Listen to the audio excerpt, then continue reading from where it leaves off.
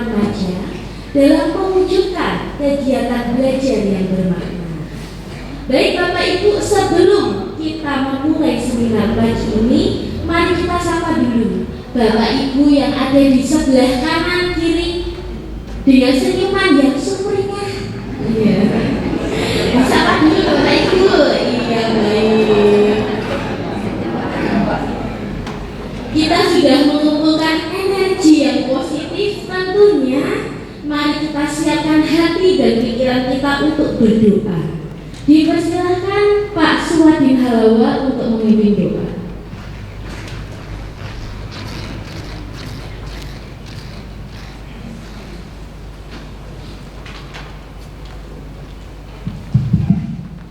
Mari bruder Bapak Ibu, sebelum kita mengawali kegiatan kita pada pagi hari ini, kita hening.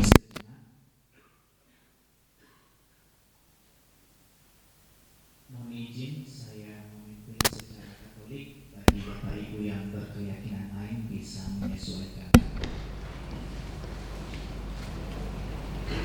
Allah adalah kasih, mari kita mewartakan kasih Allah.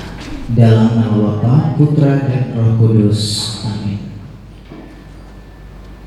Diberkatilah Engkau Allah Bapa yang Maha Kudus. Sembah sujud kami di hadapan-Mu pada saat ini. Kami bersyukur kepadamu ya Allah atas anugerah-Mu dalam kehidupan kami. Kami tahu itu Tuhan bukan karena hebat dan kepintaran kami, melainkan kasih-Mu yang berkelimpahan dalam kehidupan kami. Bapa, ampuni segala dosa dan kesalahan kami, baik yang kami sengaja maupun yang tidak kami sengaja, baik dalam pikiran kami maupun dalam perkataan kami. Bapa yang Maha Kudus, pada pagi hari ini kami telah berkumpul di tempat ini. Engkau memberkati kegiatan kami dalam seminar ini ya Bapa, untuk mendampingi putra-putra kami ke depannya. Dan nanti juga ya Bapa, kami akan menerima hasil belajar anak-anak kami selama tengah semester ini. Apapun hasilnya ya Bapa, kami serahkan kepadamu. Hari ini kami serahkan seluruh jiwa dan raga kami. Engkau yang menyertai dan membimbing kami. Terpuji nama Bapa di surga, kini dan sepanjang segala masa. Amin. Dalam nama Bapa, Putra dan Roh Kudus. Amin.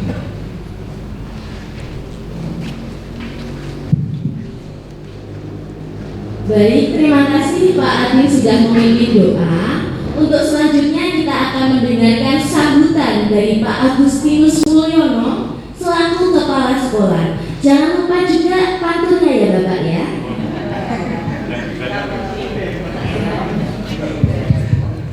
Oke, terima kasih Guru Indri. Yang saya hormati Bukit Bambang, Ibu-Ibu Komite, Bapak Ibu orang tua kelas 10, 11, dan 12. Ya, selamat pagi. Salam bahagia ya, tadi sudah diajak bahagia oleh Bu Indri yang saling menegur kiri kanan ya. Harapannya kalau kita bahagia kan juga bisa memberikan kebahagiaan ke anak-anak kita terutama ya. Kalau hanya kita pura-pura bahagia, pasti anak juga tahu. Itu. Nah, kami mengaturkan banyak terima kasih untuk kehadirannya ya dalam sesi ya, kita menyebutnya seminar ya, tapi nanti barangkali lebih tepatnya dialog ya Bujur ya, karena kalau seminar itu sekarang itu harapannya dua arah.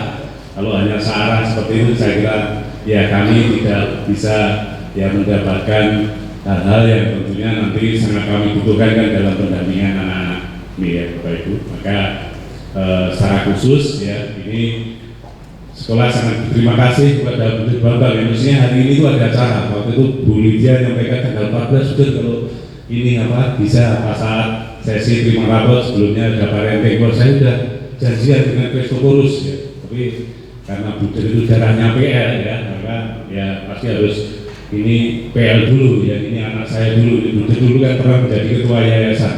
Ya, dan sekarang kontribusinya juga di Yayasan SMPL di Jawa Tengah, Kalimantan, Sumatera juga masih seperti itu. Maka ini sangat bersyukur ya, ini kita kehadiran Buder ya, Buder itu dosen, ya, saya kira gurunya guru ya, Budernya Buder. Nanti kesempatan yang baik ini bisa kita menggunakan sebaik-baiknya. Itu secara khusus nanti ini akan sangat membantu sekolah ya, karena sekarang sekolah itu ya tidak bisa sehebat apapun akan mendampingi anak itu secara sendirian. Ya saya sangat tersentuh dengan kata-kata Mas Menteri itu ya, kadang-kadang kan ya kalau kita dulu mungkin ya sudah serahkan sekolah ya harus beres ya, seperti itu. Tapi kalau sekarang kan ya pendidikan yang pertama dan utama kan keluarga ya, kemudian sekolah dan juga melibatkan masyarakat pemerhati kita ya, termasuk Bu Bambang, ini Bu Matilda, Bu Lydia, ini anaknya sudah ada di sini, maka tapi karena ya memperhatikan kita ya, saya kira kalau memperhatikan ini kan kata dasarnya hati ya, tapi hatinya di PR ya.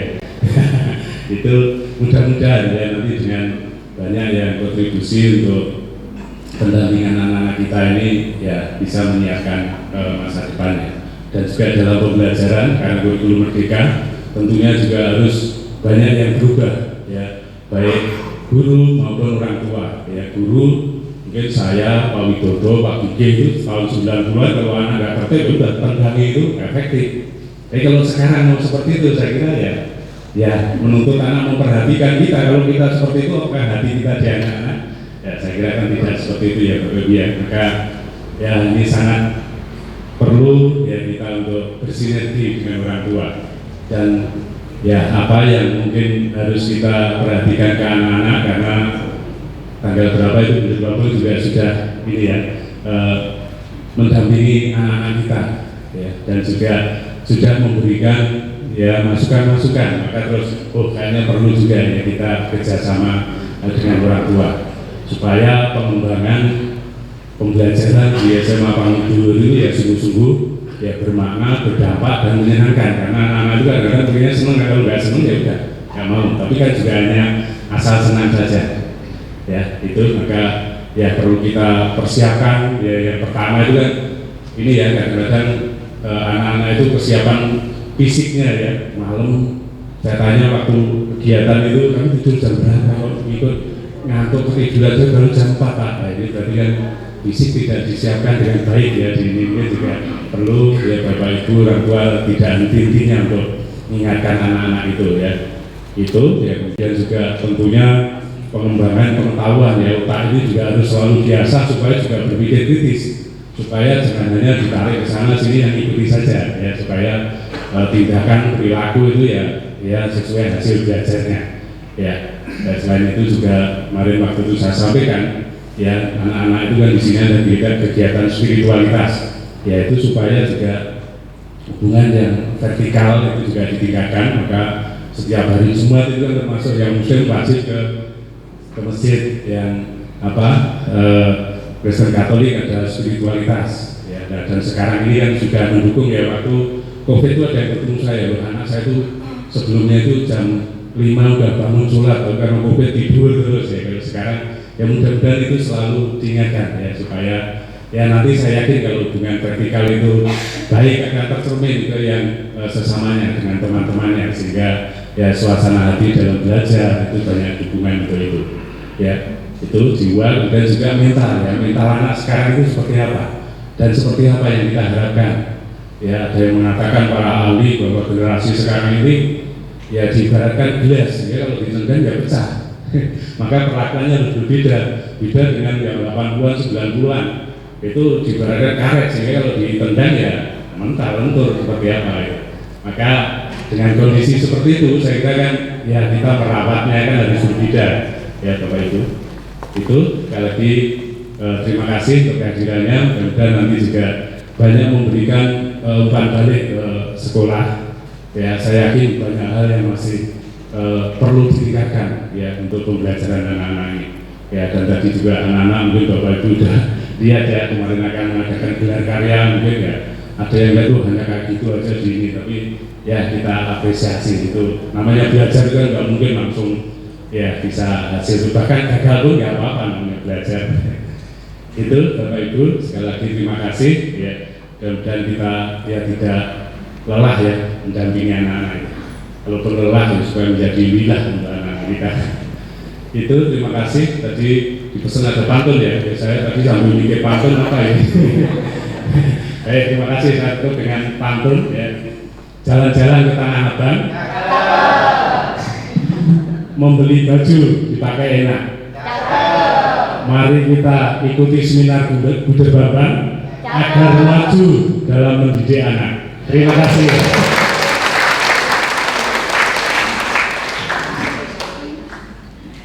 Terima kasih Pak Mulyono sudah memberikan sambutannya.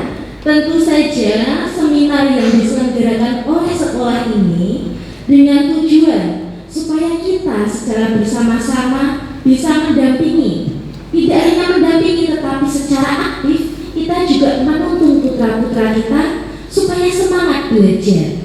Tidak hanya sekolah tetapi juga perlu kerjasama dengan Bapak Ibu sekalian. Baik, untuk selanjutnya dipersilakan Bu Lydia untuk memberikan sambutan. Selamat pagi Pak Mul, Bruder Bambang, Mas Badir, Bapak Ibu Guru dan orang tua semua, rekan-rekan komite juga. Perkenalkan, nama saya Lydia. Saya yang tadi disebut Pak Mul, anaknya udah nggak di sini berdua dengan Ibu Matilda karena sudah lulus tahun lalu. Tapi karena masa tugas kami sebagai komite sampai tahun depan, jadi Bapak Ibu masih akan bertemu kami walaupun anak kami sudah selesai. Gitu ya Pak ya. Nah, hari ini, pagi ini kita mengadakan pertemuan dengan Bruder Bambang sebagai lanjutan karena 2 minggu yang lalu ya Bruder, kita sama anak-anak semua sudah. Sekarang lanjutannya Bruder Bambang ingin sharing kepada orang tua bagaimana mendampingi anak laki-laki terutama ya, karena anak laki-laki ini juga kan sangat beragam, sangat lain di PL, tidak seperti kalau sekolahnya ada wanitanya.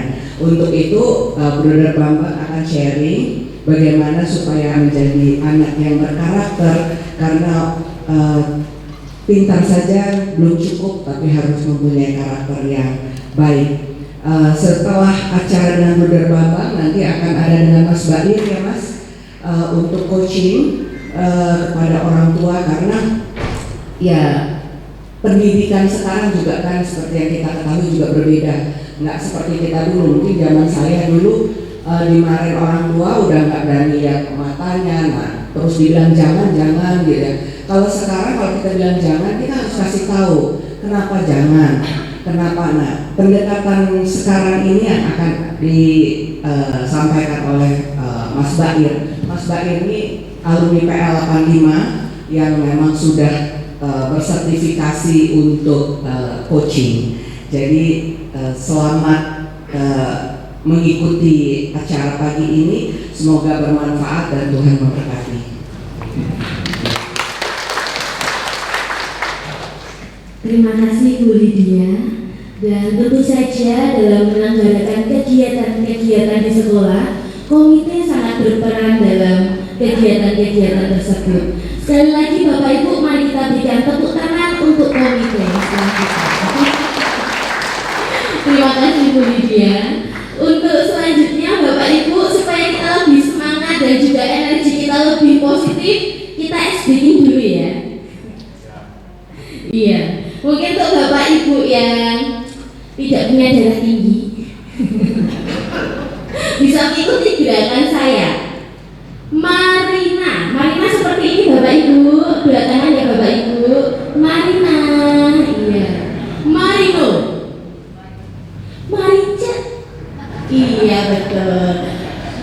Tariannya seperti ini. Marina menari di menara, Marino menari, Marino menari di menara, Marica menari. Jadi kita ganti-ganti subjeknya. Marina, Marino, Marica menari di menara.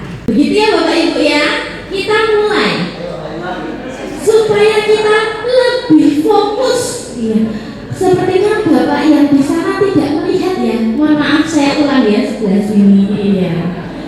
Marina seperti ini yang di ujung sana. Iya betul sekali. Marino. Iya betul. Marinca. Iya. Mari kita mulai Bapak Ibu ya. Marina menari di menara Marino menari Marinca menari di menara Marinca. Salah. Mari kita ulang lagi supaya lebih fokus. Marino menari di menara Marinca menari. Marino menari di menara Marino menari. Baik Bapak Ibu, supaya energi kita lebih positif, mari kita semuanya bertepuk tangan. Terima kasih. Untuk selanjutnya dipersilakan Bu Dirbangban.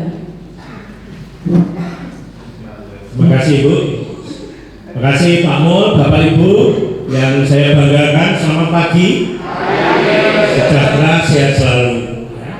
Terima kasih atas kepercayaan kepada saya. Saya beberapa kali mendampingi putra putri Bapak Ibu. Kemarin kelas 11, sebelumnya kelas 11 juga, dan kelas 11 saya kelas 12. Sebelumnya juga untuk para orang tua wali murid, tapi yang datang tidak sebanyak ini. Saya terima kasih sekali tepuk tangan untuk orang-orang murid yang dulu di tempat ini. Saya sangat mencintai dan punya komitmen terhadap Pangudinur.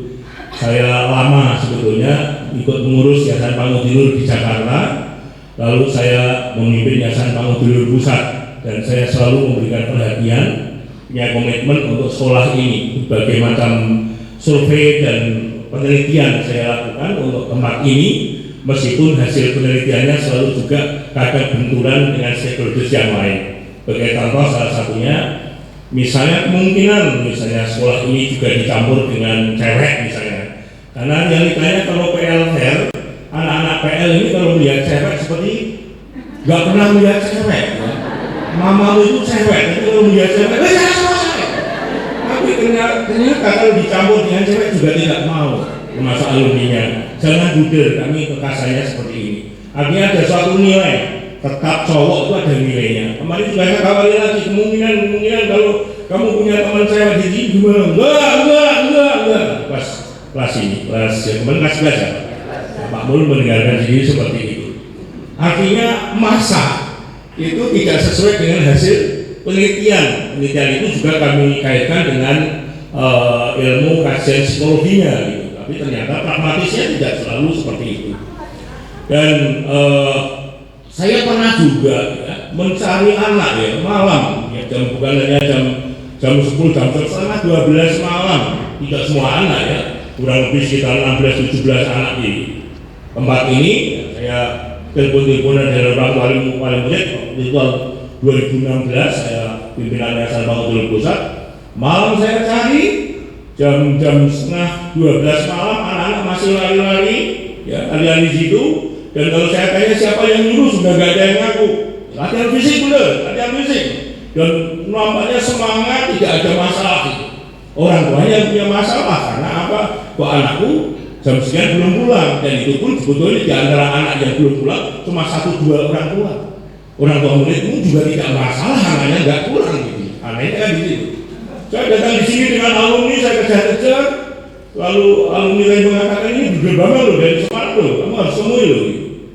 Saya juga ikut ngejar seperti Densus 88 dengan teroris.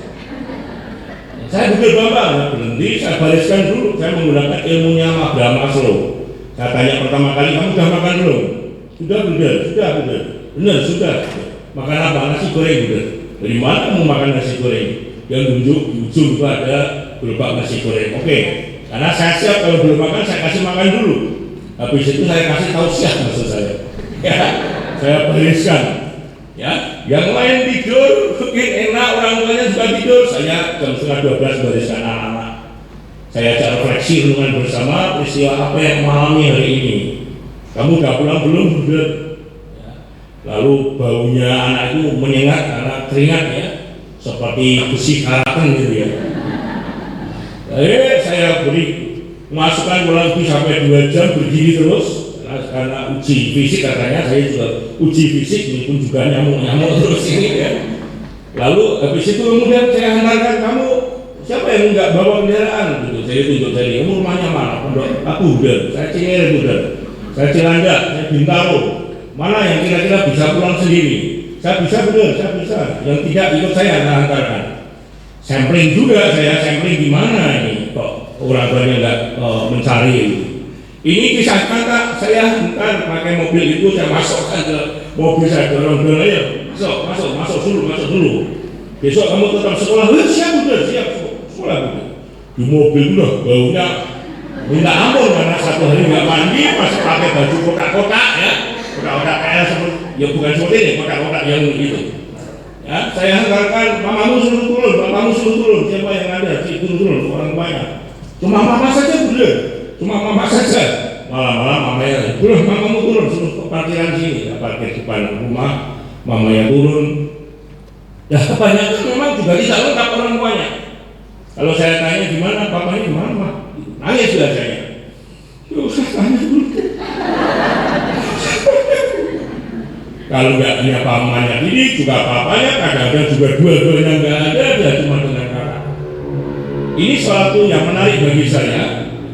Anak-anak yang memang juga tidak ditanyakan, nggak pernah dicek juga, salah satunya ada problem di dalam keluarga.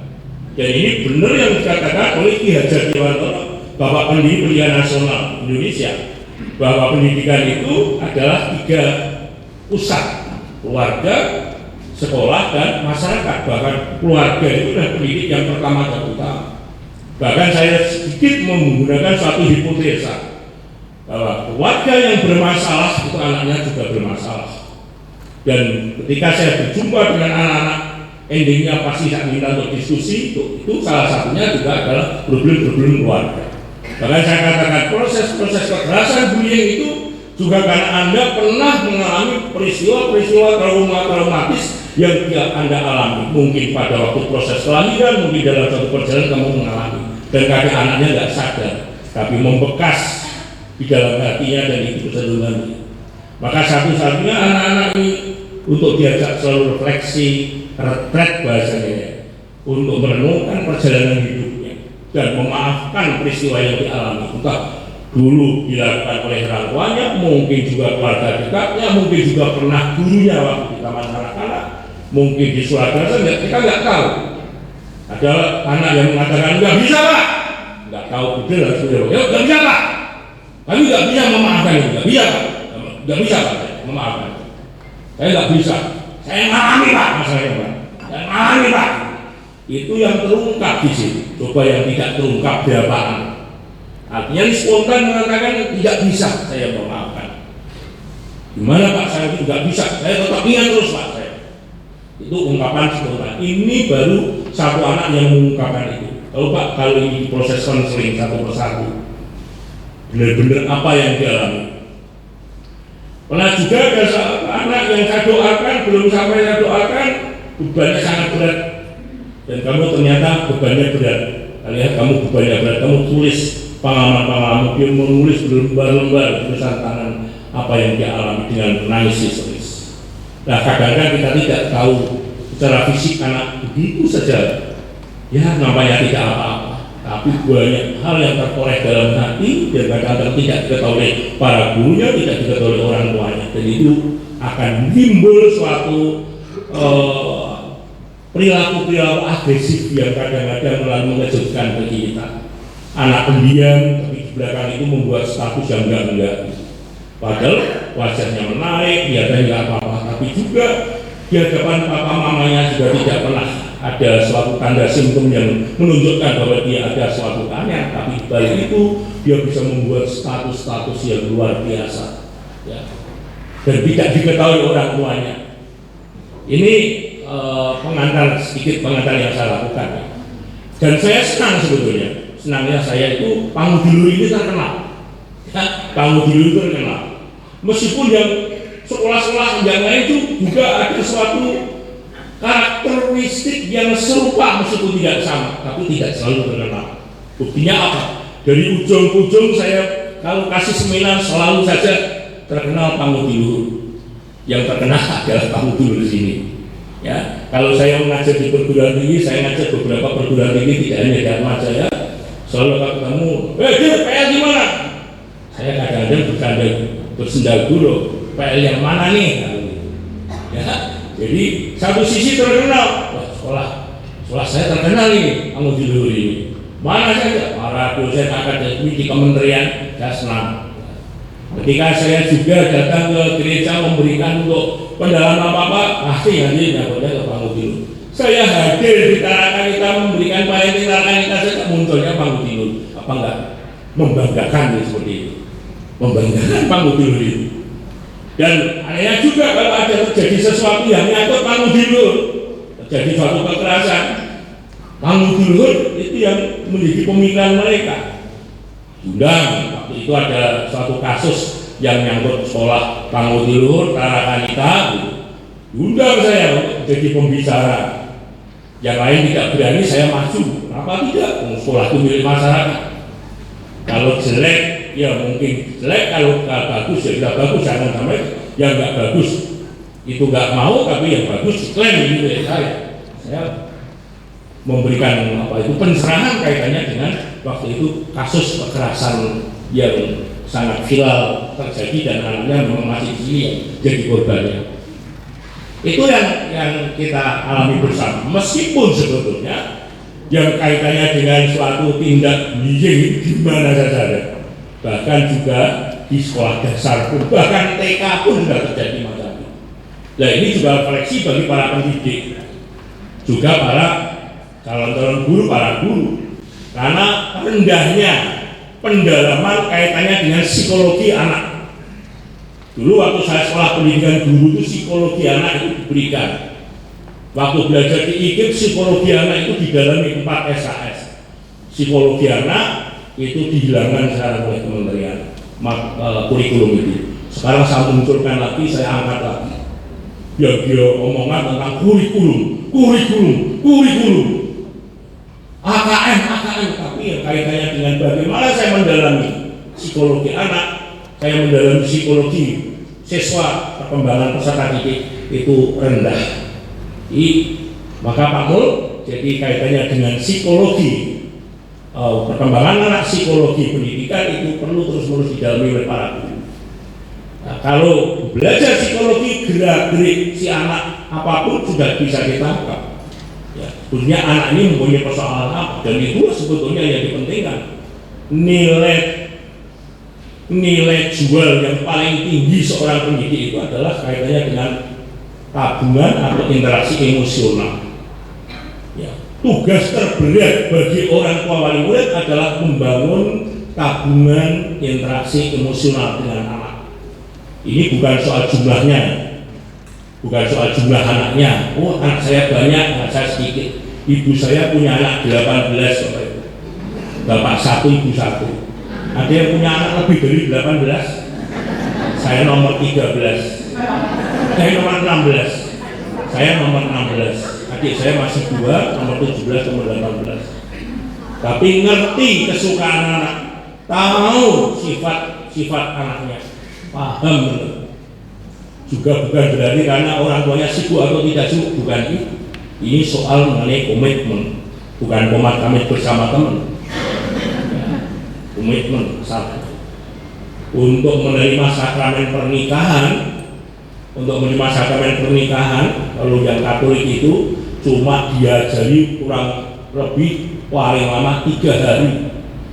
Mau hidup seluruh hidup, punya anak, punya suami istri, seumur hidup kok cuma 3 hari persiapannya.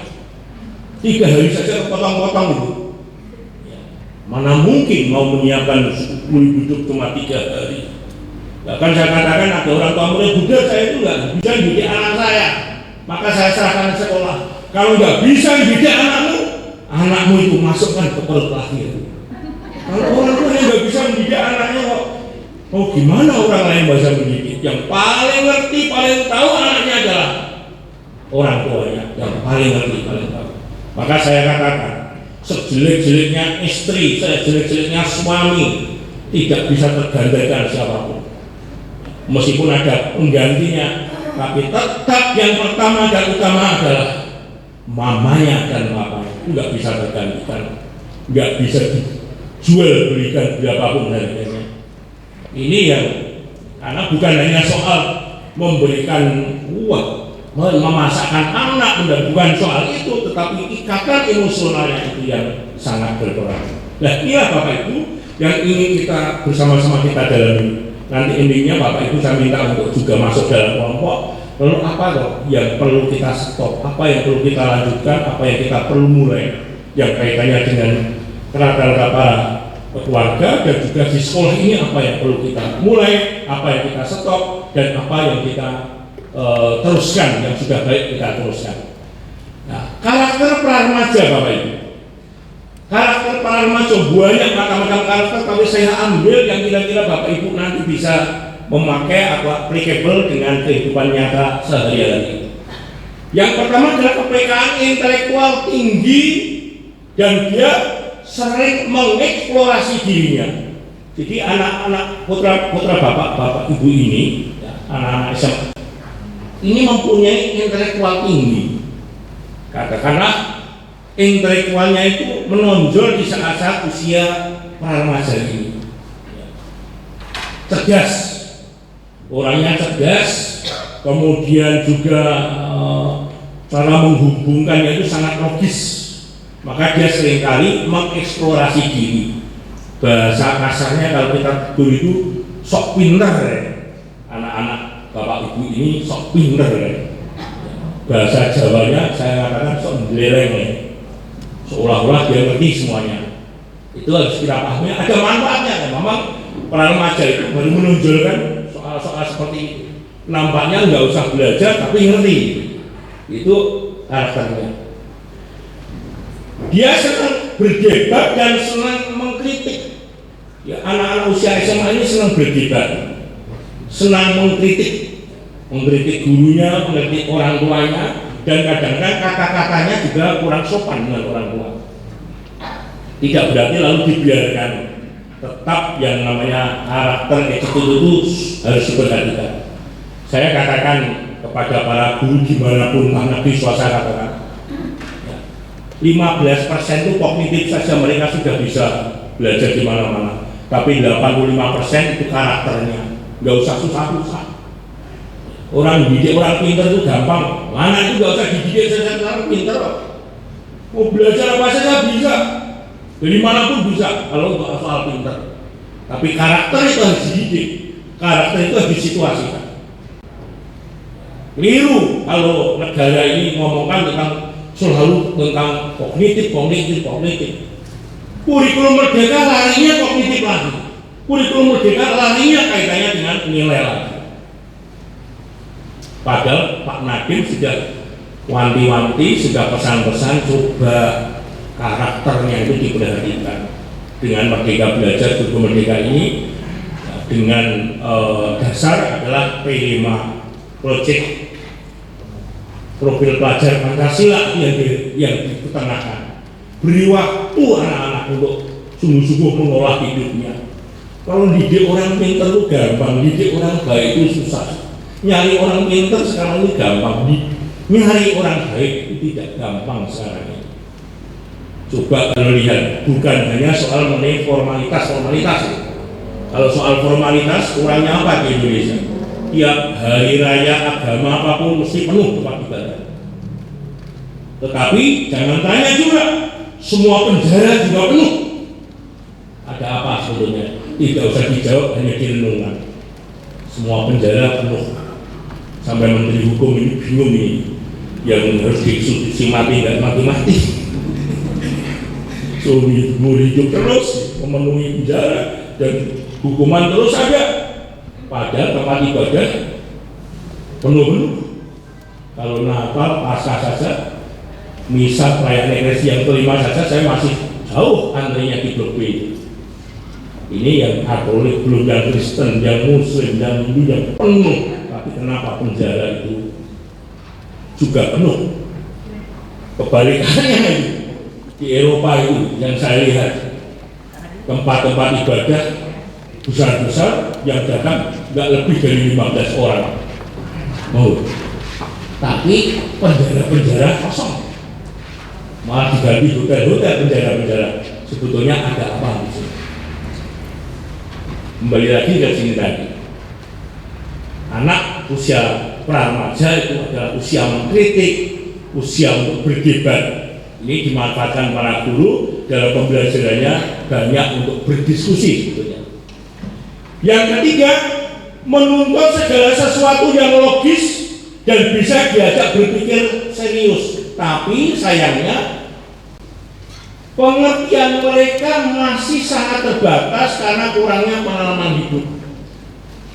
Dia senang diajak untuk berdebat, senang diajak untuk berpikir logis, tapi pengalaman hidup mereka itu masih belum banyak, sehingga papa mamanya kata, kamu itu oke pintar dengan papa, kamu itu pintar melebihi mama, tapi kamu itu belum pengalaman hidup, belum punya pengalaman hidup. Tapi kalau dia memberitahu ke orang tuanya, ke papa mamanya, waduh luar biasa pintarnya, sehingga papa mamanya emosi. Kamu itu bagaimanapun juga kamu itu masih belum anak kemarin sore, kamu jangan seperti itu dengan papa dan mamanya.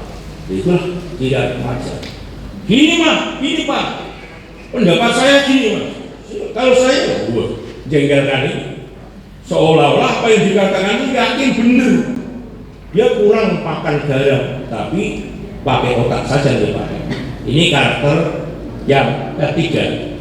Karakter yang keempat, seringkali dia mengambil kesimpulan dan mengambil keputusan terhadap suatu hal yang terlalu mudah, mengingat pengalaman hidup mereka yang belum banyak, ya belum banyak, dan dia gampang mengambil keputusan terlalu mudah.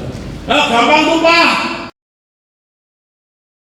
gampang tuh mah, kalau soal itu gampang pak, kalau soal itu gampang mah, gak usah susah. Ya, coba bayangkan orang yang yakin, anak yang yakin, padahal pengalamannya masih mentah, sangat bahaya. Maka putra-putra bapak ibu ini antara andragogi dan pedagogi.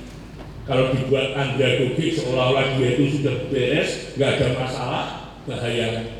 Maka pedagoginya juga harus diketenangkan. Jangan semuanya andragogi. Sungguh-sungguh andragogi itu adalah mahasiswa semester 5. Mahasiswa semester 1, 2, 3, 4 itu masih harus di pedagogi, belum bisa andragogi. Kesadaran untuk sungguh-sungguh kuliah itu kalau saya lihat ya semester 5. Semester 1, 2, 3, 4 itu masih mirip-mirip SMA. Tapi saya biarkan kalau di perguruan ini nggak peduli amat. Sampai mama-mamanya yang proaktif telepon ke dosennya mata kuliah ini. Saya katakan kamu tinggal skripsi pun saya berani saya tidak saya luluskan. Padahal tinggal 1 semester, satu mata kuliah ini. Dan sekarang sistemnya kementerian, kalau Anda tidak selesai, saya terjebak oleh sistem dan tidak pernah akan muncul lagi oleh kementerian, karena ada batasnya. S1 itu paling lama 5 tahun, kamu lebih 5 tahun, ya kamu akan terjebak sendiri, nggak peduli, maka dia yang menghubungi sendiri. Tadi malam juga ada WA saya katakan, kamu jangan menyalahkan orang lain, kamu hanya minta maaf dan minta kebijaksanaan di mana dia betul. Tapi di SMA nggak pernah akan terjadi seperti itu, karena ini masih belum ada kesadaran bahwa saya itu nanti mau kemana. Saya harus bekerja. Saya katakan kepada putra-putra bapak ibu kemarin, Anda menikah saja sekarang syaratnya ijazah. Nggak punya ijazah nggak bisa nikah. Dan bapak ibu saya dulu, waktu dulu pun tanya pada calon menantunya, kamu ijazahnya apa? Waktu dulu, visinya tinggi. Apalagi zaman sekarang. Kamu ijazah, kantong ijazah SMA nggak ada yang mau. Kamu bisa gantengnya seperti apa pun nggak ada yang mau. Nggak modal ganteng apa? Pak marah-marah itu kamu mau buat apa? Sekarang kamu beleng-beleng, medanya ganteng itu cukup ganteng nggak mau. Hanya tak marah-marah gini. Tak lihat wajahnya satu persatu. Yo gimana? Yang bener bapak? Yang bener. Kamu jangan main-main itu soal hidup. Namanya ganteng kamu nanti bisa hidup. Maksud kamu banyak cewek yang mau, enggak ada yang mau. Ganteng itu lama-lama enggak ganteng kamu itu. Ya udah. Ya model-model saya ini gitu kan terus. Katakan tapi konstruktif supaya dia punya kesadaran. Papa mamamu enggak pernah akan hidup terus. Papa mamamu kuatnya seperti apa olahraga satu hari berapapun papa mamamu bahkan juga angkat besi, angkat barbel kuat semuanya sehat, tapi tetap ada batasnya papa mamamu. Suatu saat akan dipeluit oleh yang kuasa dan kamu mau ikut siapa? Diajar refleksi, nggak usah susah mereka. Kalau yang susah-susah dia itu lebih pintar mungkin kadang-kadang saya. Hanya real itu saja. Yang real yang dihadapi. Habis itu tak minta untuk refleksi. Ya moga-moga dengan adanya kegiatan yang rutin, yang macam ini dapat mengubah nilai yang diperjuangkan oleh mereka. Dan tidak usah khawatir, ya. Tidak usah khawatir Bapak Ibu. Nanti kalau sudah di perguruan tinggi juga berubah dengan sendirinya. Karena dulu ada anak yang pernah ikut saya pendalaman dengan saya ketemu saya di Bintaro berbeda, sekarang wajahnya berbeda. Dulu kamu sampai iya, saya kan dulu pernah ikut itu Buder yang memberi dia semangat. Kok sekarang kamu harus berubah lah Buder, masa mau seperti dulu lagi gitu. Gaya ya. Jadi papa mama juga ada optimismenya. Sekarang mungkin seperti dulu anakku mau jadi apa, nanti juga berubah. Siapa yang ubah lingkungannya? Lingkungannya yang mau mengubah. Dan yang lebih menyenangkan bagi saya adalah ada mantan guru bimbingan konseling di sini sekarang di SMK di Jakarta Pusat mengundang saya 2 kali. Dia mengatakan pada saya, Budi, senakal-nakalnya anak SMA PL Budi itu masih lebih bagus, lebih keren daripada anak ini. Coba. Apa saya langsung wah. Guru BK loh ini, guru BK. So nakal-nakalnya anak PL masih lebih keren, lebih piai, lebih bagus dibanding anak ini. Loh, separah apa tempatmu ini sekarang? Gua. Wah, ke sekolah saja isinya cuma celurit, rantai. Sekolah apa seperti itu? Tapi ya memang risikonya sekolah tidak terkenal juga. Risikonya sekolah terkenal di rumah. Maka kalau mama papa mendengar macam itu, ya agak bangga dikit, wah karena terkenal sekolah anak gue. Kalau nggak terkenal nggak ada yang membicarakan. Wong sampai Surabaya sampai mana-mana pun juga terdengar nama sekolah ini.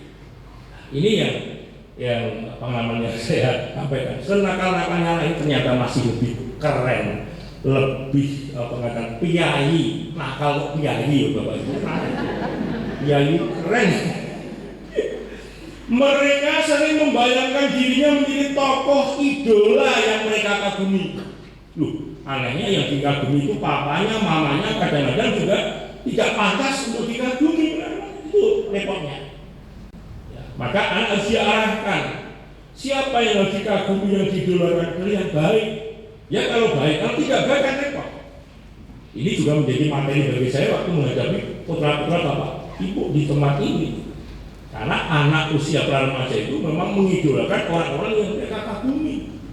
Jangan sampai ada orang tua murid atau mantan orang tua murid, mantan alumni memanfaatkan itu. Lalu mengaku, aku ini bapak gua, bapak lo, saya ini bapak ini, kamu itu anak-anak saya. Lalu saya tendang, tak tempelin, tak ini saya, kamu itu anak saya. Lu anaknya sendiri saja tidak, orang tuanya sendiri saja tidak boleh, apalagi orang lain yang mengaku bahwa saya ibunya, saya bapaknya, saya boleh melakukan apa saja dengan anak. Ini mengapa anak bisa patuh? Karena mengidolakan. Ya kalau yang diidolakan itu bagus, papa mama nggak masalah. Yang diidolakan adalah tidak bisa dijadikan panutan mau bagaimana? Ini masalah. Maka harus selektif benar. Saya katakan, papa mamamu adalah yang memang melahirkan kamu secara fisikali, secara biologis itu papa mama. Bahkan saya katakan kalau papa mamamu pun tidak menjadi satu lagi karena satu hal, itu karena suatu keadaan, tetap itu adalah papa dan mamamu. Dan selalu saya katakan juga kepada para orang tua murid, meskipun mungkin papa mamanya tidak jadi satu lagi, tapi bagaimanapun juga ini adalah anakmu, tidak bisa digantikan siapapun, kecuali memang dihentikan oleh Tuhan apa boleh buat. Ini menjadi suatu bagian dari suatu pendidikan yang terintegrasi. Nah, anak-anak usia remaja ini juga masih labil memiliki pengetahuan tentang suatu hal yang ini memang benar atau ini yang salah. Yang benar dan yang salah itu masih labil, mudah diumbang-ambingkan. Ya, waktu pertemuan di sini juga anak-anak bingung sebetulnya yang benar itu yang macam apa. Itu perlunya orang tua, guru itu memberikan suatu pendampingan. Nanti ada trik-triknya seperti apa cara mendampingi anak-anak itu. Ini refleksi bagi orang tua, nanti bersama-sama membuat komitmen. Apa toh yang harus kita teruskan, apa yang kita stop, dan apa yang perlu kita mulai untuk di dalam keluarga kita maupun juga di sekolah ini, sehingga menjadi suatu proses edukasi yang komprehensif. Nah, atmosfer keluarga harus dibangun, Bapak. Atmosfer keluarga yang macam apa? Yaitu bersatu dalam satu visi pendidikan yang sama. Antara mama dan papa itu harus mempunyai visi yang sama dalam mendidik anak. Jangan sampai geser antara visi mamanya dan visi papanya. Pak Mul, kalau saya loh Pak Mul sebagai mamanya ya Pak Mul, kalau saya ini Pak Mul, tapi papanya loh Pak Mul, tolong papanya Pak Mul. Gimana Pak Mul? Padahal janji pernikahan saya, Pak Mul sehidup semati, tapi papanya nggak mati-mati Pak Mul. Itu masalahnya. Janjinya sehidup semati, tapi papanya nggak mati-mati. Karena papanya mempunyai cara pandang psikologi yang berbeda dengan mamanya. Ini kalau nggak klik, helm itu nggak klik, itu nggak jadi. Kalau ini ikat itu kalau nggak klik itu masih lepas, nggak bisa. Dan ini pengalaman di SMA Pangudilur Valid Mundial. Ya, bukan orang tua tapi pendampingnya nggak punya visi yang sama, kacau. Pendamping yang satu mengatakan ini tidak boleh pakai sepeda motor, pendampingnya asrama. Yang satu silakan aja pakai sepeda motor kalau memang perlu. Hanya sederhana. Yang satu mengatakan tidak boleh naik sepeda motor, pinjam sepeda motor nggak boleh di SMA Pangudilur Valid berasrama.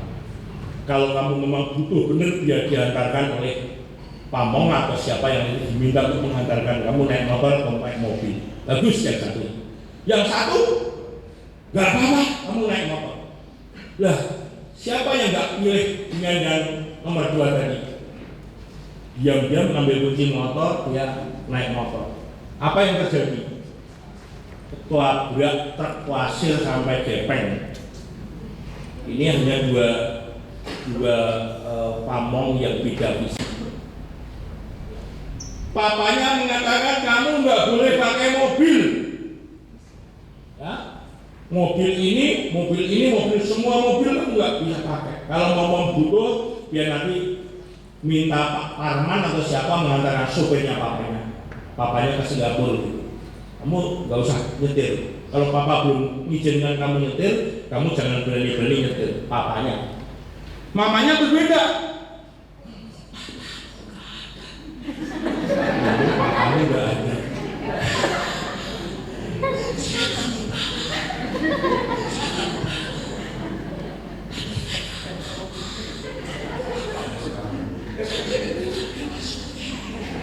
Jangan lebih jam 5 sore. Hari Sabtu jam 5 sore.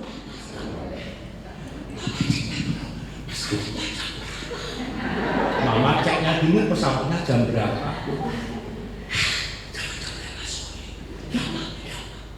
Akhirnya anaknya pakai mobil papanya tanpa sepengetahuan papanya. Padahal papanya mengatakan jangan naik mobil kalau kamu butuh Bilang sopir, biar ngantarkan kamu.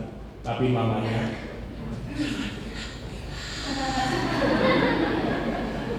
ini bersatu dalam satu visi pendidikan yang sama. Ini contoh konkret, masih banyak contoh-contoh yang lain. Papanya mengatakan, kamu 1 bulan saya jaga paling banyak, kamu 1 bulan tak kasih 3 juta. Kamu sudah diantar jemput ke SMA PL, kamu paling banyak 3 juta, paling banyak. Kurang dari itu, papa lebih senang. Tapi mamanya diam-diam ngasih. Padahal kalau nggak ada duit nggak bisa jalan ini. Enggak, kemana-mana nggak bisa jalan. Sekarang nggak angkat duit, nggak mungkin ada terkait.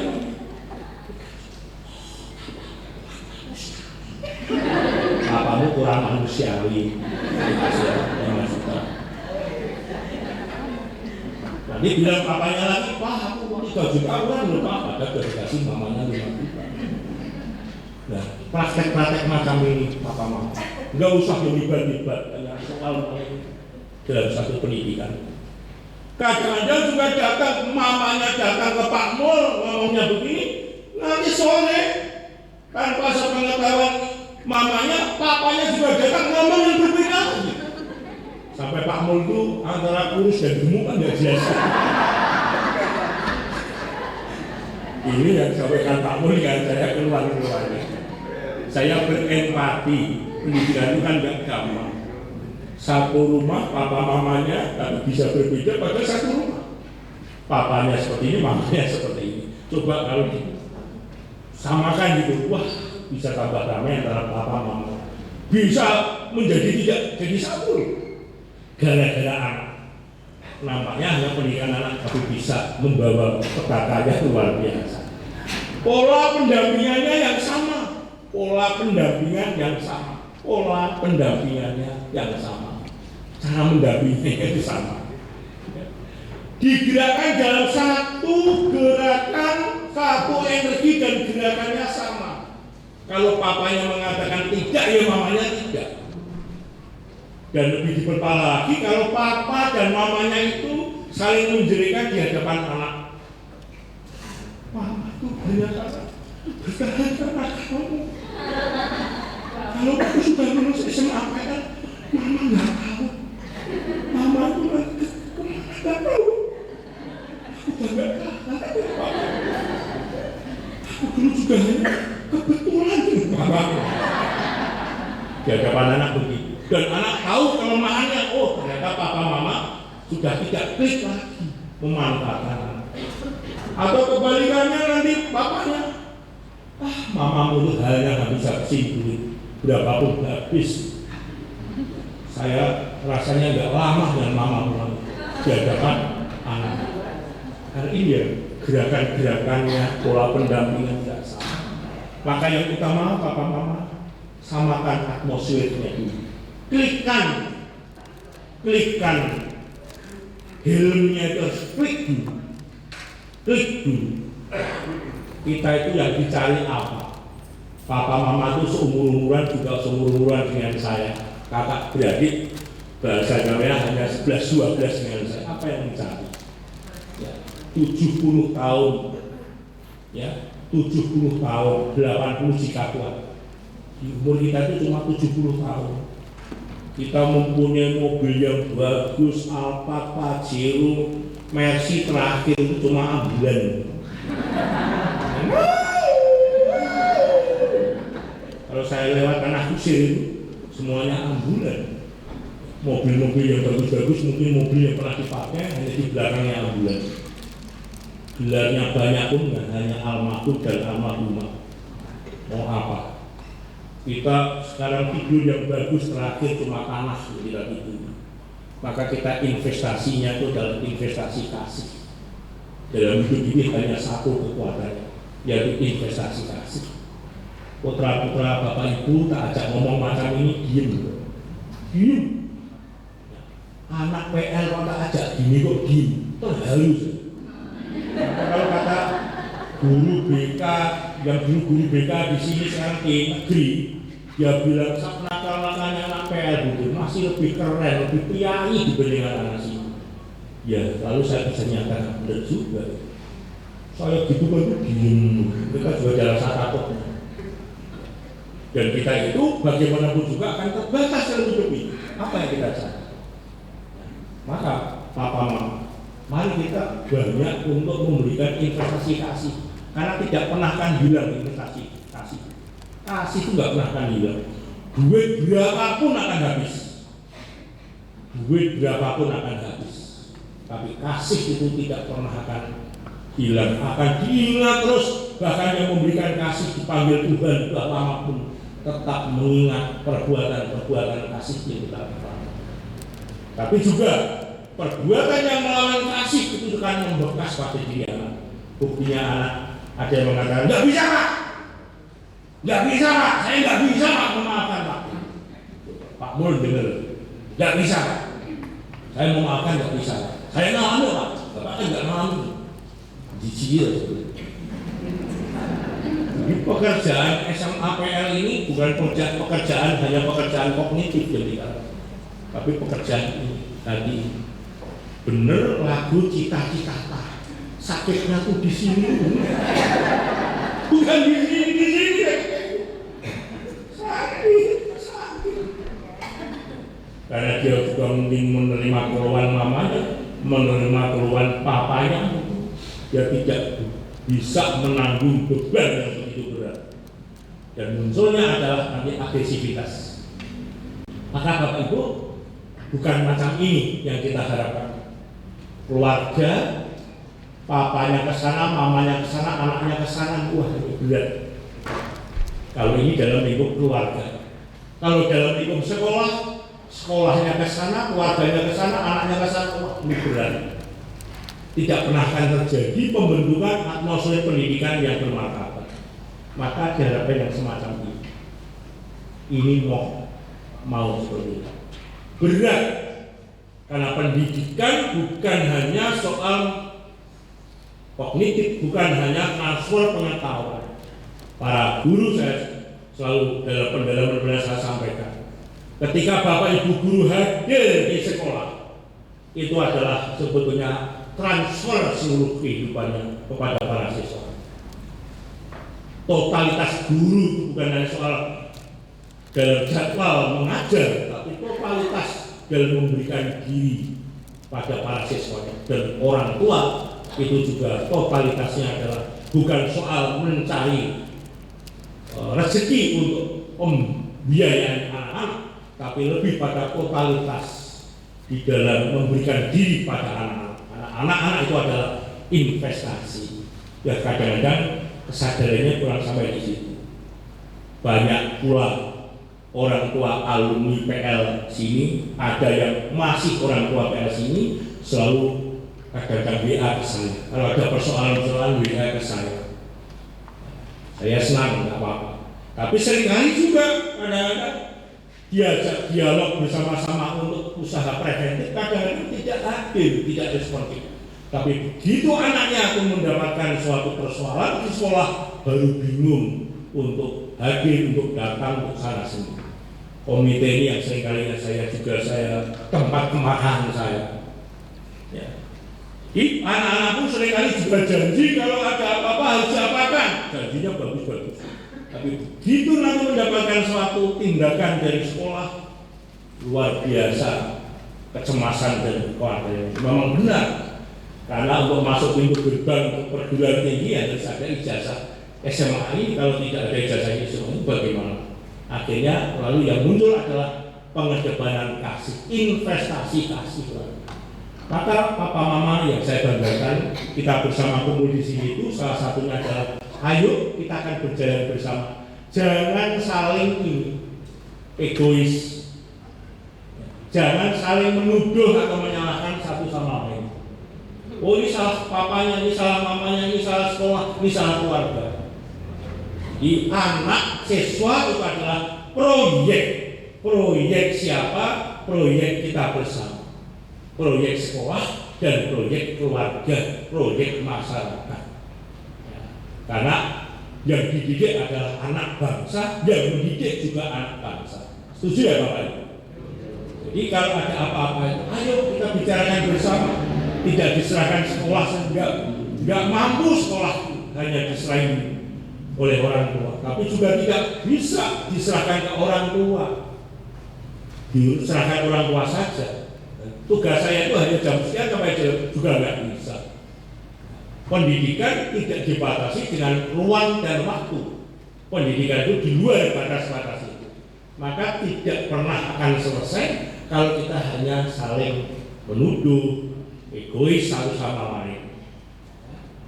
Ini yang menjadi kesadaran bersama, ya, dan harus optimis bahwa anak-anak kita itu proyek bersama, maka kita garap bersama menjadi suatu hasil proyek bersama, bukan aku, bukan kami, tapi kita usaha-usaha kita.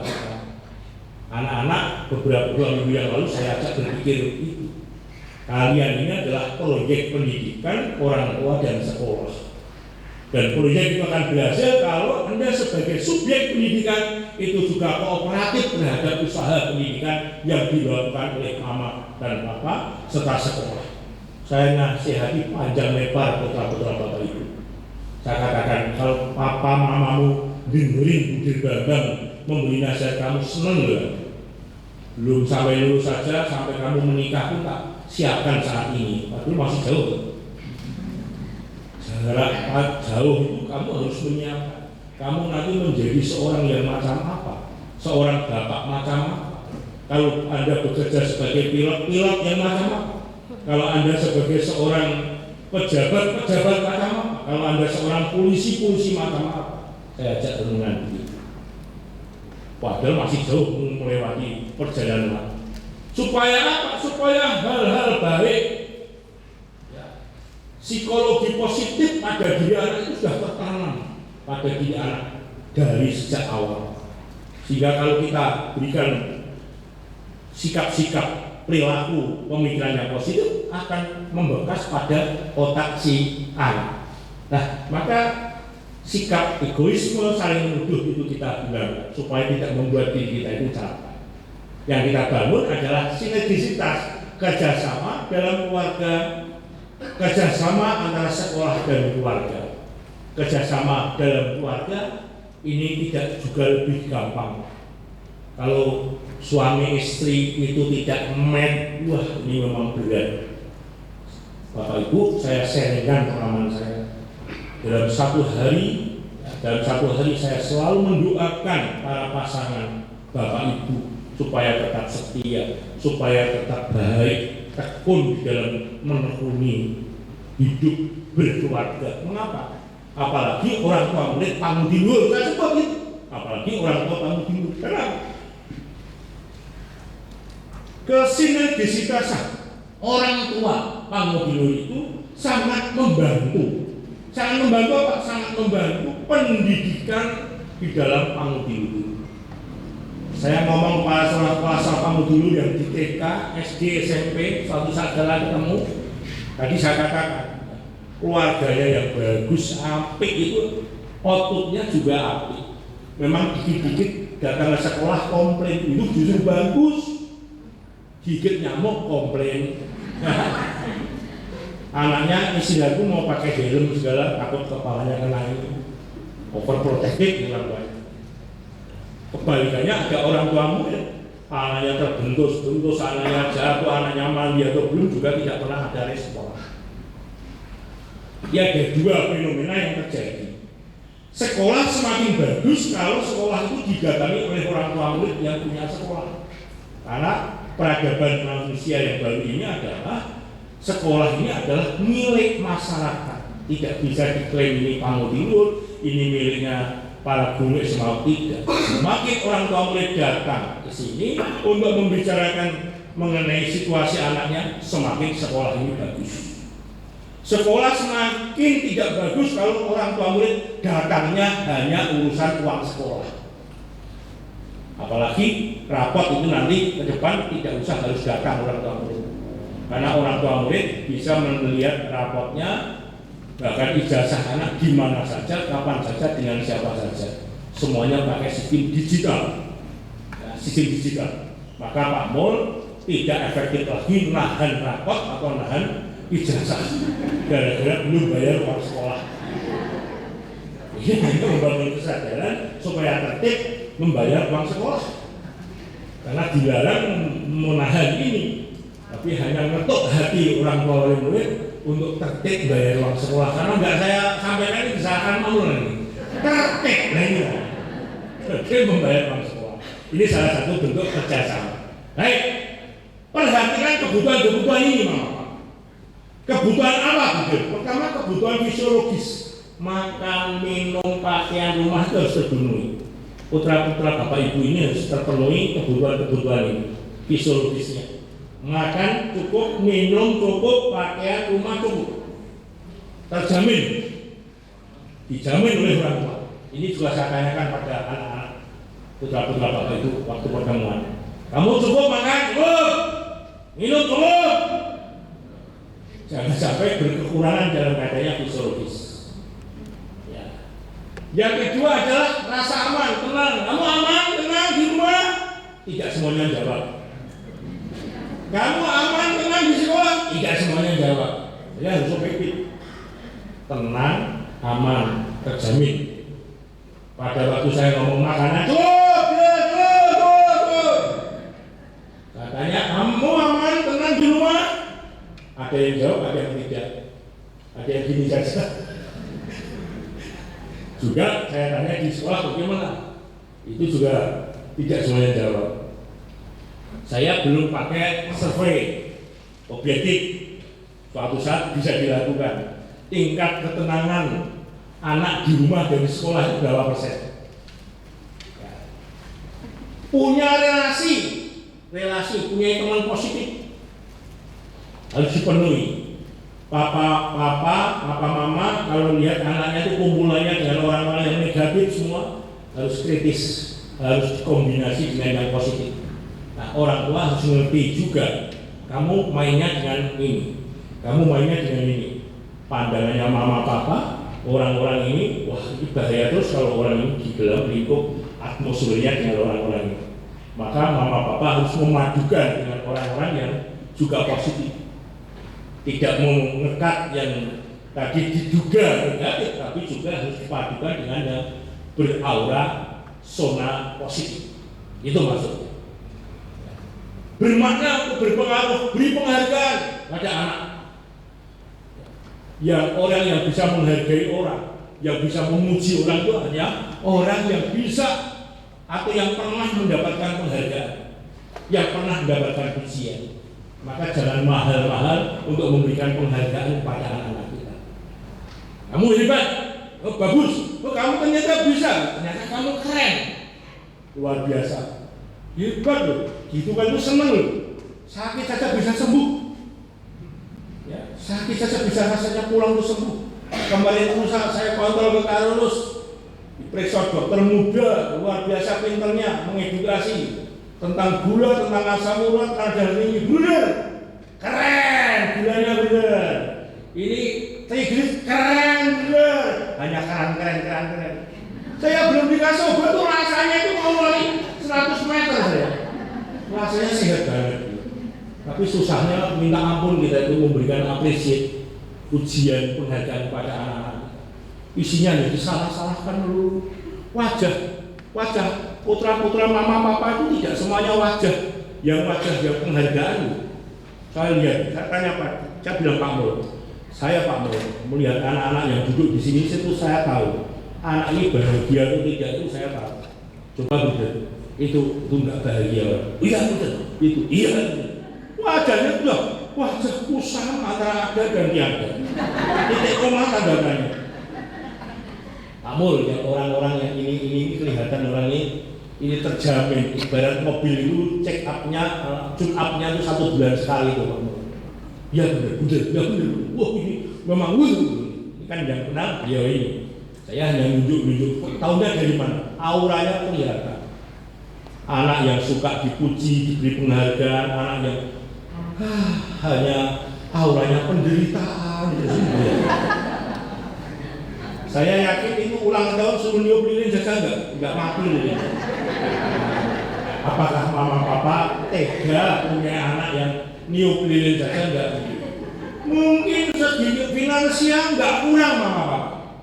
Segi duit mungkin nggak kurang, mama papa bisa memberikan. Tapi apakah anak hanya cukup dikasih uang saja? Itu masalah. Apakah anak hanya cukup diberikan makanan saja? Kalau begitu, apa bedanya kambing dan anak? Kalau hanya dikasih makan cukup, dikasih uang cukup. Yang namanya penghargaan, namanya apresiasi, namanya pujian penting. Tabungan emosional itu penting sekali. Kenapa anak-anak sekarang ini ditinggal mama papanya malah seneng? Dulu saya ditinggal ibu saya 2 hari saja, rasanya itu nggak bisa tidur. Dan ibu saya sendiri kalau meninggalkan anak 2 hari, pada anaknya stoknya banyak 18. Itu nggak tega mau meninggalkan anak. Selalu pesan, ya nanti kalau ibu pergi ya, nanti saya buatkan lauk, kering tempe dan abon. Tinggal ngambil. Ini ketemu lagi pesan anaknya, kering tempe dan abon. Gak usah jajan ya, nanti gak usah jajan, nanti saya buatkan kering tempe dan abonnya. Saking gak relanya. Dan nanti kalau berangkat rasanya nangis. Sekarang orang tua pamit pada anaknya, mama pergi ya, mama mau pergi ke Batam, kamu di rumah. Ya ma, berapa hari ma? 2 hari. Oh kok bentar ma? Tabungan emosionalnya. Dan ini bukan untuk mama papa loh, juga para guru. Para guru mau retret ke puncak 3 hari, anaknya dan suaminya ngantar sampai halaman sekolah PR. Ya, bu gurunya itu sedih mau meninggalkan anak, pamit-pamit pada anaknya. Saya mau retret ya, mama mau retret. Anaknya, ya ma, ya mama tuh ma. Ya mama. Guru. Maka namanya tabungan emosional penting. Tabungan emosional ini yang dikatakan penghargaan. Nah, untuk bisa sampai pada aktualisasi ini bisa terjadi kalau anak itu ada wadahnya, ada nilai-nilai hidup yang ditanamkan. Refleksinya adalah apakah mama papa bisa memfasilitasi anak sampai pada bentuk self actualization. Anak-anak sungguh-sungguh bisa menangkap nilai-nilai kehidupan yang diberikan oleh mama dan papa. Oh bener, anak sekarang ini susah berani dengan orang tua. Dulu juga susah. Kembali lagi kepada pendidikan. Kalau ada tamunya papa mama, ya maka kamu terpaksa lewat ruang tamu, kamu permisi dulu, diajari. Kalau enggak bisa. Ketika saya di unit sekolah dulu, kalau ada anak lewat, tak suruh ngulangi lagi kalau belum berkata permisi. Ya, sudah sampai sana, kamu nyolong saja. Ada bruder di sini, ada guru di sini, kamu nyolong saja ini. Ulangi lagi sana. Cara mendidik bapak ibu saya dulu begitu. Terus murid saya tadi kembali lagi ke sana, ya. Terus mengatakan permisi bruder, terus ambil gini. Coba, ini di buku Erlangga, di buku apapun nggak ada. Ilmu macam ini nggak ada. Hanya ilmu pelaku pengalaman dilakukan. Tapi orang tua murid, gitu aja diajarkan. Kalau nggak diajarkan nggak bisa. Kalau dinasihati orang tua itu tangannya ke depan dan tunduk. Sekarang enggak. Anak-anak sekarang apa mah? Apa mah? Jangan macam-macam loh mah. Dan papanya juga berani apa mah? Tadi papa ngomong apa? Yang keras pak. Kalau dulu anaknya bapak ibu saya seperti bapak ibu saya sudah mati sejak dulu. Ini curhatnya orang tua sekarang ini. Saya bimbingan skripsi jam 7:30 malam di Ahmad Jaya, bimbingan skripsi cowok orang dari Bekasi sana. Terus dia menerima WA dari orang tuanya dengan papanya ternyata di parkiran Ahmad Jaya Semanggi. Budi sebentar aja. Bukan, loh mau mana? Ayo ini udah malam loh. Enggak boleh tunggu dulu. Saya datang ke papa saya dulu, mengajar papa saya, mau menghajar papa saya. Ini jangan, ini ada CCTV, kamu nggak boleh, itu papamu katanya. Kalau lagi ikut lagi, sampai ngos-ngosan dia turun di tangga, ngejar sampai peraturan. Nendang mobilnya papanya, spionnya, kamu nggak bisa seperti ini, ada CCTV. Gitu. Saya katakan ini, wah sabar ya pak. Ya gini, anak saya betul seperti ini nggak apa-apa. belum apa-apa, betul seperti itu belum apa-apa. Saya saja melihat sama mau pingsan. Aduh, bayangan bapak saya batuk saja anaknya dulu minggir semua. Sekarang papanya batuk malah COVID ya Pak.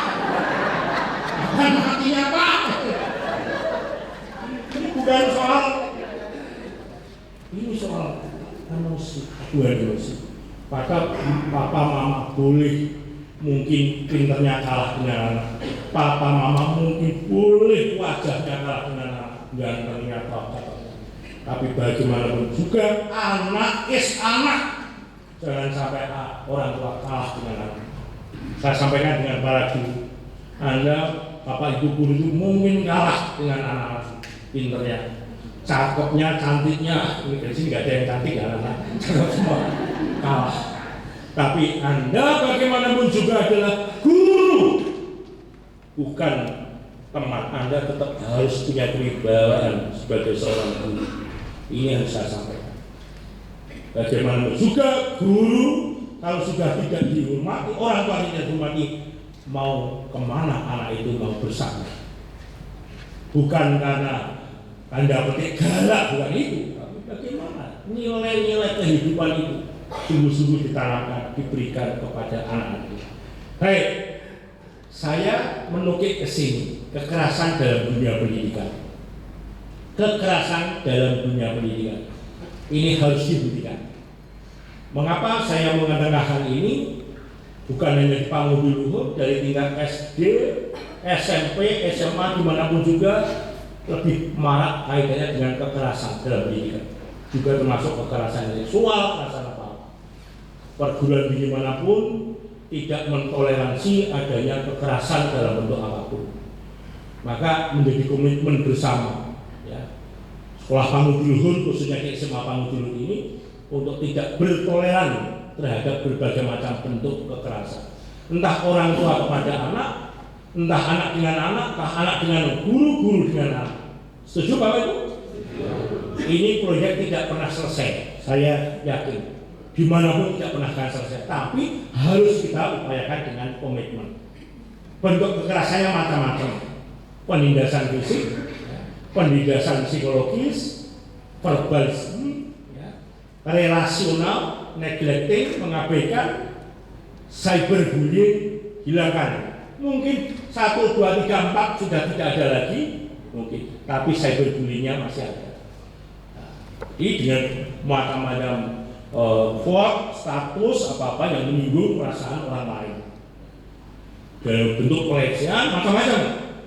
Bahkan tidak sembarangan sekarang ini. Saya hanya motret, misalnya motret cewek gitu ya, kemudian saya sharekan ke tempat lain, wah cantik banget ya ini, itu saja sudah kena hukuman. Jadi anak-anak kita harus sungguh-sungguh paham seperti ini dan tetap tidak pernah akan ditoleransi ke aktivitas macam ini. Ya.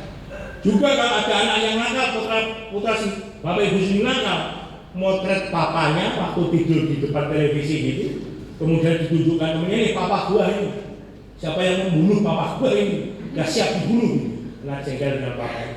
Ini pun kena seperti itu. Dulu segala bentuk kekerasan yang katanya cyberbullying itu tidak bisa ditoleransi. Dampak bagi siswa, school phobia, ya. Takut untuk sekolah, motivasi berkreasi turun, merasa cemas akademik. Ini dampak bagi anak-anak kita. Konsep dirinya rendah karena merasa lemah, merasa bodoh, merasa pantas dikerjai oleh teman-temannya. Wah, ini sangat luar biasa dan susah untuk hilang, tidak gampang untuk hilang. Ya. Jadi proses konselingnya tidak sebentar menurut pengalaman saya. Maka Bapak Ibu, kita menjaga bersama. Entah putra-putra Bapak Ibu yang sekarang ini belajar di SMA PL maupun juga di tempat lain. Ya, ini bukan hanya khusus di sini. Gerakan anti kekerasan apapun, baik di dalam rumah tangga maupun di dalam lembaga pendidikan. Belum lama ini juga ada mahasiswi yang mencoba untuk bunuh diri tapi ketangkap. Mengapa? Hanya karena masalah merasa diabaikan oleh teman-teman angkatan mahasiswa sekarang ini. Di lantai 8 sudah separuh ini mau terjun. Betapa gampangnya orang mau membunuh dirinya sendiri gara-gara macam-macam yang tadi saya katakan. Ya, tentu hal-hal macam ini tidak ingin kita harapkan, maka kita cegah bersama baiknya seperti apa. Panggung di luhur, yang saya tahu dalam semangat visi misinya dan ini selalu menolak adanya bullying apapun, dimanapun sekolah panggung ini. Kita komitmennya adalah seperti itu, membangun komitmen pendidikan yang anti kekerasan, anti bullying. Ini komitmennya. Yang kita kedepankan adalah cinta kasih. Yang kita kedepankan adalah cinta kasih. Ya. Cinta kasih itu adalah lawan dari segala bentuk kekerasan pada seseorang. Ya. Setuju ya Bapak Ibu ya? Semangat cinta kasih persaudaraan itu kita tanamkan. Meskipun anak-anak kita mendengar kata cinta kasih itu nampaknya masih di awal-awal. Ini pengalaman saya kemarin di sana. Tapi nggak masalah, karena titik nilai moral anak usia para remaja itu belum sampai titik paling atas untuk menanamkan nilai ini. Ibarat paku itu harus dipukul terus supaya pakunya semakin dalam. Ya. Para guru jangan lalu putus asa menanamkan nilai-nilai kasih ini. Para orang tua murid, Bapak Ibu jangan berhenti untuk selalu memaku paku ini supaya semakin dalam pada diri anak. Realitanya anak-anak kelas 11 kemarin saya ajak ngomong tentang semangat cinta kasih, mengampuni mama papa, mengampuni teman, mengampuni guru, itu masih ngawang-ngawang. Ibarat layang-layang itu antara kelihatan dan tidak kelihatan, ya. Masih jauh, tapi suatu nilai itu harus terus-menerus ditanamkan. Ini semangat cinta kasih. Sekarang solusinya apa? Solusinya Mama Papa, saya minta nanti menjadi referensi bagi Pak Mur, ya, bagaimana membangun budaya pendidikan di SMA Panggung Dulur ini, SMA APL, baik dari aspek keluarga maupun dari aspek sekolah. Monggo, nggak usah banyak-banyak, paling banyak 2 saja. Apa yang perlu dilanjutkan? Selalu perlu dilanjutkan yang sudah baik itu apa di sini? 2 saja paling banyak, nggak usah banyak-banyak. 2 saja. Atau juga ditambah di dalam keluarga apa yang sudah baik. Rata-rata keluarga sudah mengadakan komunikasi ini misalnya. Tambah di keluarga apa, di sekolah apa. Continue.